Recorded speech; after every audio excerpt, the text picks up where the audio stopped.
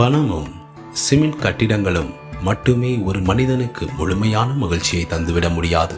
தூய்மையான காற்று, அமைதியான சூழல் மற்றும் நம்மை சுற்றியுள்ள மனிதர்களின் வாழ்க்கை ஆகியவையே வாழ்வின் உண்மையான அர்த்தத்தை தருகின்றன.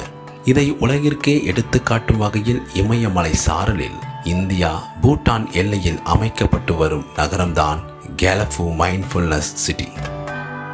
மன அமைதி, ஆன்மீக விழிப்புணர்வு மற்றும் சூழலியல் பாதுகாப்பு ஆகிய மூன்றையும் அடித்தளமாக கொண்டு சுமார் 2500 சதுர கிலோமீட்டர் பரப்பளவில் இந்த நகரம் வடிவமைக்கப்பட்டு வருகிறது. மண்ணின் வளங்களான ஆற்றுப்பாறைகள், மரங்கள் மற்றும் மூங்கில்களை கொண்டு நிலநடுக்கம் போன்ற இயற்கை சீற்றங்களை தாங்கும் அதிநவீன பயோ என்ஜினியரிங் தொழில்நுட்பத்துடன் மரபு மாறாத இல்லங்கள் இங்கு உருவாக்கப்பட்டு வருகின்றன. தூய்மையான நீர், மின்சாரம் மற்றும் சூரிய ஒளி ஆற்றலால் இயங்க உள்ள இந்த நகரம் கார்பன் உமிழ்வை முற்றிலுமாக தடுத்து சர்வதேச நிறுவனங்களை சூழல், நட்பு, பசுமை, வர்த்தகத்தை நோக்கி ஈர்க்கும் உலகளாவிய மையமாக உருவாக்கப்பட்டு வருகிறது.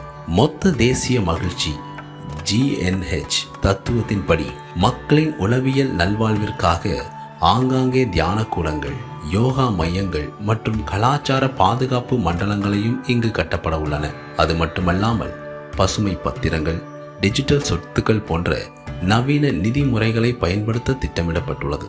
மேலும் உலகத்தரம் வாய்ந்த கல்வி மற்றும் ஆராய்ச்சி நிறுவனங்களும் இங்கு நிறுவப்பட உள்ளன. இதன் மூலம் வேலைவாய்ப்பு, தன்னிறைவை பெறவும் திட்டமிடப்பட்டுள்ளது. மொத்தத்தில் மகிழ்ச்சியையும் வளர்ச்சியையும் ஒரே நேர்கோட்டில் கொண்டு வரும் ஒரு முன்மாதிரி நகரம்தான் பூட்டானில் இருக்கும் கேலஃபு நகரம்.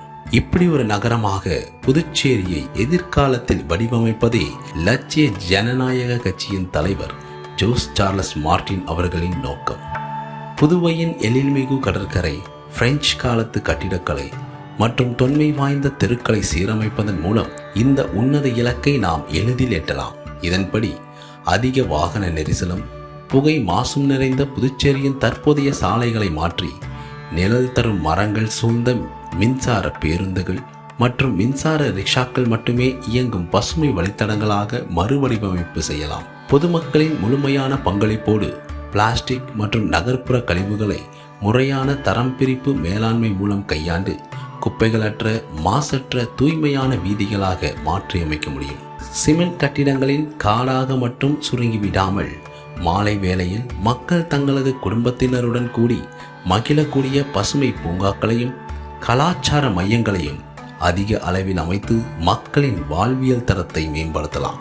நிறைவான வேலைவாய்ப்பு, பூஜ்ய கார்பன் உமிழ்வு மற்றும் மறுசுழற்சி சார்ந்த பொருளாதாரத்தை உருவாக்குவதன் மூலம் புதுச்சேரியின் காமராஜ் நகர் தொகுதியை உலகமே வியந்து பார்க்கும் ஒரு முன்மாதிரி தொகுதியாக எதிர்காலத்தில் மாற்றியமைக்க முடியும் என்று நம்புகிறார் காமராஜ் நகர் தொகுதியின் MLA ஜோஸ் சார்லஸ் மார்டின்.